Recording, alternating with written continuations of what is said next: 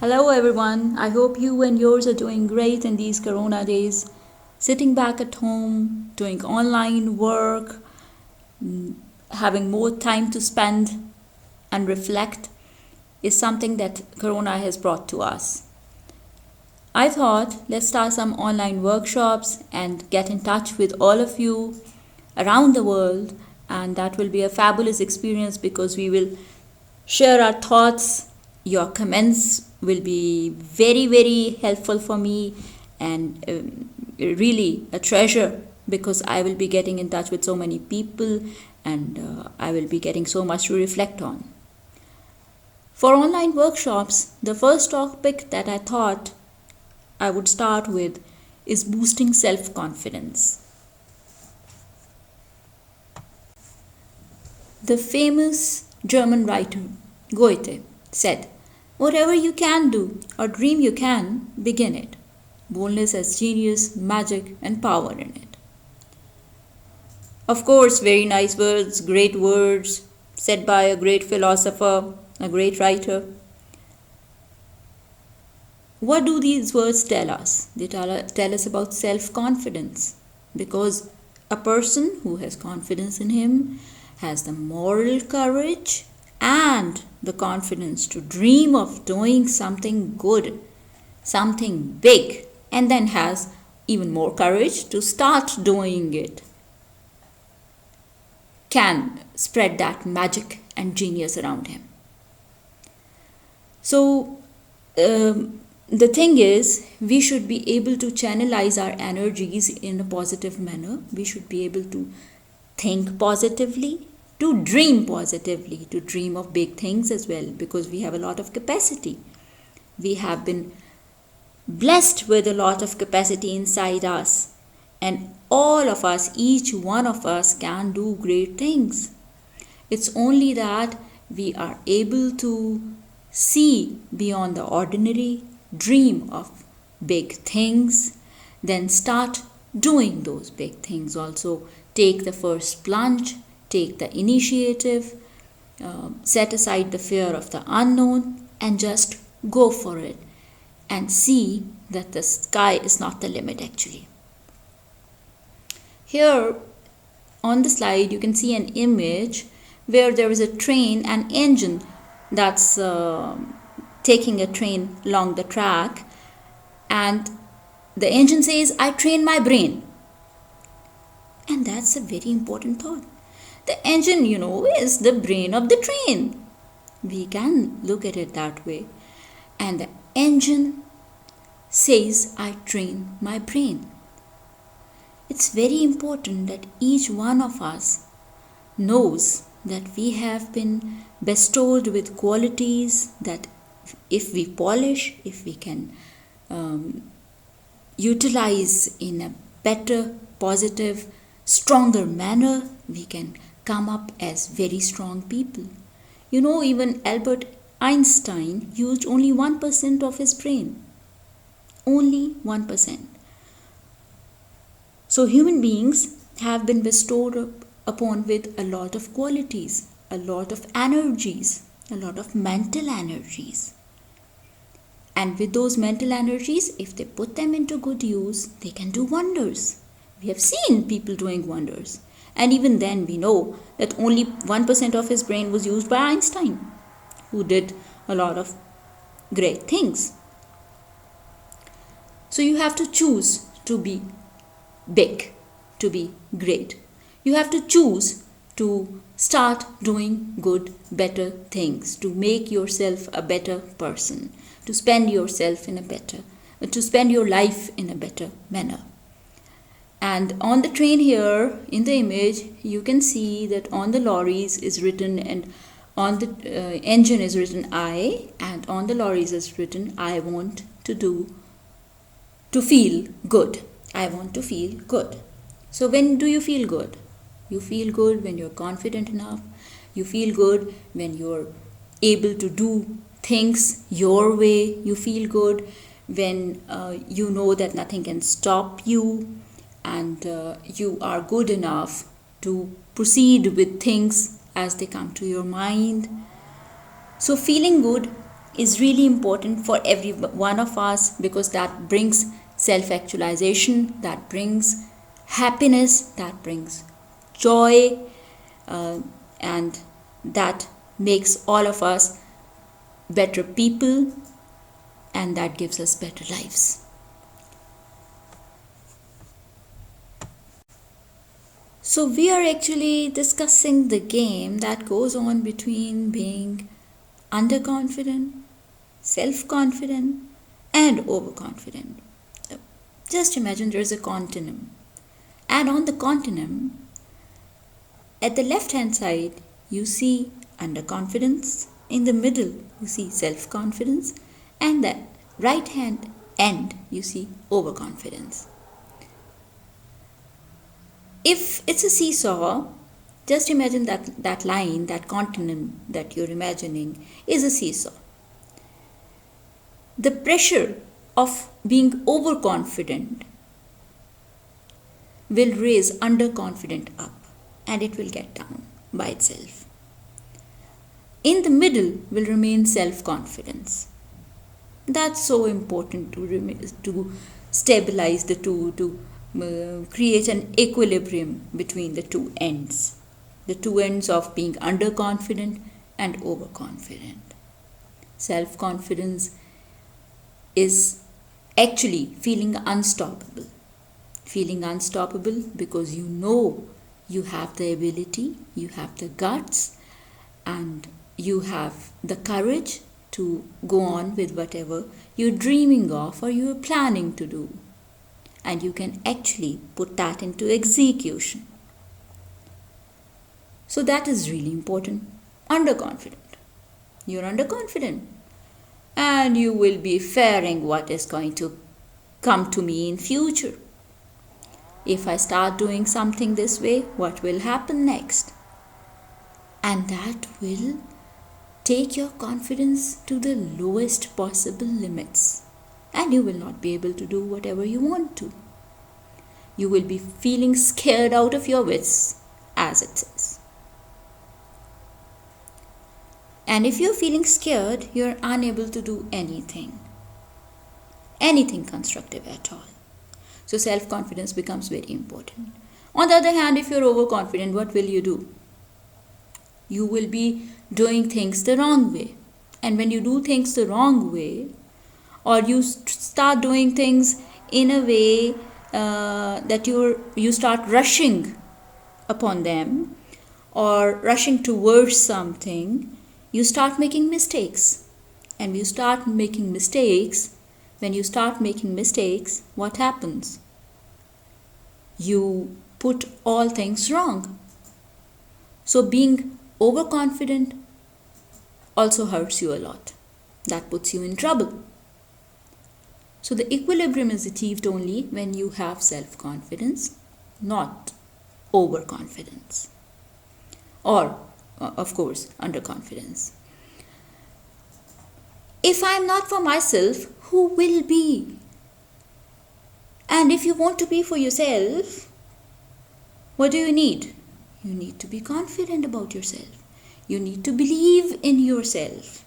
Because if you don't believe in yourself, nobody else will. It's a mad, mad, mad world. It's a ruthless world. Nobody will believe you if you don't believe in yourself. It's important that you believe in yourself. You become confident about yourself. And then you start doing better, good things. We are talking about boosting self-confidence. And we are talking about why self-confidence is important. Why am I saying all these things? I'm saying all these things to warm up your minds, to give you some food for thought on the topic, to channelize your energies, mental energies, in a way that you start thinking about what we are talking about. And I hope that you're going to comment also. I would like to see in your comments what you say. Your feedback will be very, very important, very valuable for me. So after this discussion, this basic discussion, we will move forward to an activity as well. and I would like you to do something that will warm up your minds and that will give you more food for thought on the topic, and that will, of course, involve you in it along with me, and we will be enjoying the experience even more. So, here comes an activity for you, for me, for all of us. The image here says, I am not good enough. Oh my God, oh God. If I feel I'm not good enough, how am I going to become self confident? That means I don't have any confidence level at all. Now, this happens in all of our lives, one time or the other. It might have happened in our childhoods, in our school days, in our college days. Whenever we thought we are developing, we need something further, or whenever we thought we have been bogged down by life. And that also happens with all of us, because all times are not good ever. So there is an activity for you people. You have to recall and write down individually about a time when you felt extremely underconfident. That was in your school days, your college days, your professional life, whenever you felt bogged down by life, or even your personal life, or it was at home, or with friends, or with somebody. It can be with you yourself. So you have to just jot down when you felt extremely underconfident. And when you start writing upon it, and when you finish and when you read it, believe me, you will feel really different about it now, because that time has gone by. How did you react to it? How did you come out of it? What happened after that time, that blue time for you, when you felt really, really underconfident? When you felt, I can never do good, I am not good enough. So what happened? Did life stop for you? No, you went on. Life went on. Things have gone by. Have you become a stronger person or a weaker person? Or has life just dragged you? Or have you towed it? So all these things we need to evaluate about ourselves, and this activity will give you that margin to rethink about whatever has gone past, about that time when you felt really bad, and about how you took things, because life is how we make it for ourselves. There is a saying, if life hands you lemons, make lemonade. So how many of us were able to make lemonade out of those lemons? How many of us were able to become stronger people? That is very important. That actually comes from the inner confidence that we have in ourselves. And that can be done with those of us also who don't have that confidence right now. But actually, they have been bestowed upon with that mental energy, with that inner energy that they can utilize. They just need to awaken that. And let's help all of us, let's help them awaken it. So you can turn off your audios or videos now, and you can start writing. And after you have written it, please reread it. Please rethink about how life has gone on after that. And you can share it, your experiences, in the comments as well. And if you don't want to share it, you're most welcome. That is just an introspective activity that we will start with, and we will see where we stand now at this point in life with regard to self-confidence. So I believe all of you must have written down something about when you felt underconfident, and you must have also thought about what happened after that, how life went on, how things moved on. But I must say something very important to you right now. love yourselves. Buddha, the magnificent, great Buddha, the very, very great reflector upon life. He said, "You yourself, as much as anybody in the entire universe, deserve your love and affection." Yes, it's very important that we give out love and affection to others, but what about ourselves? We must love ourselves. We must know how good we are. We must know the goodness inside us. We must know the real nice human beings that all of us are. If we know it, we will feel good about ourselves. And feeling good about yourself is something that gives the starting point to your real, actual life. Not survival, I'm saying life. Everybody survives.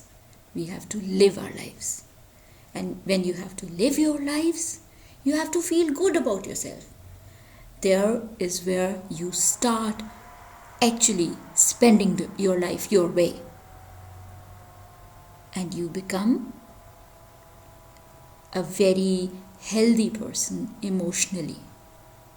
Your personal wellness begins there.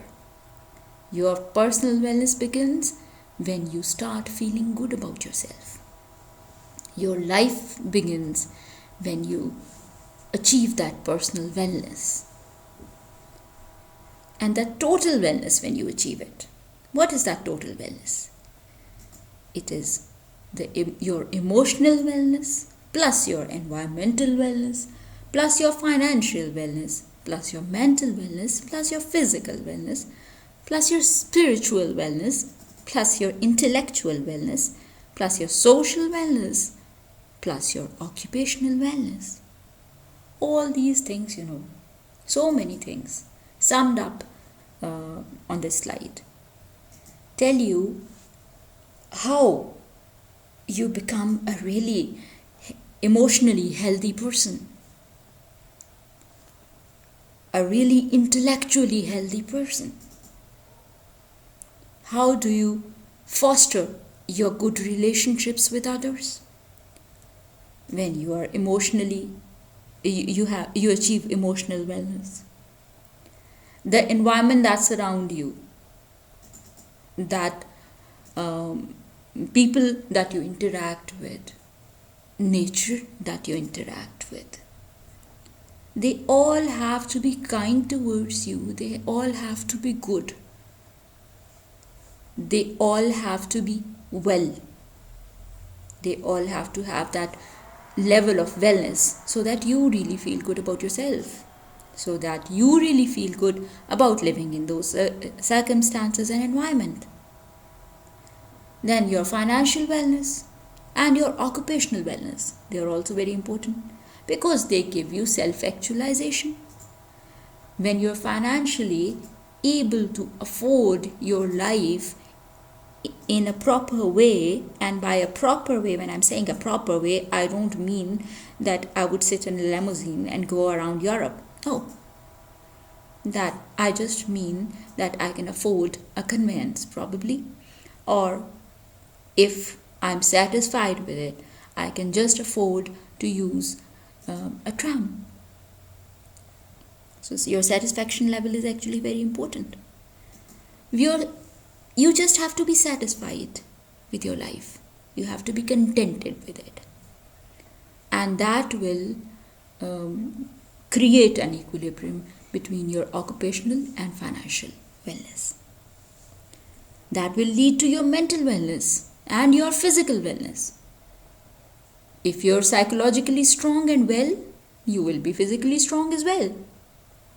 And that will lead to your intellectual and social wellness, and eventually to your spiritual wellness. So, personal wellness is where feeling good about life begins, and because if you are actually feeling good about all these things that we just discussed, you are a happy person, or you are on the road to happiness.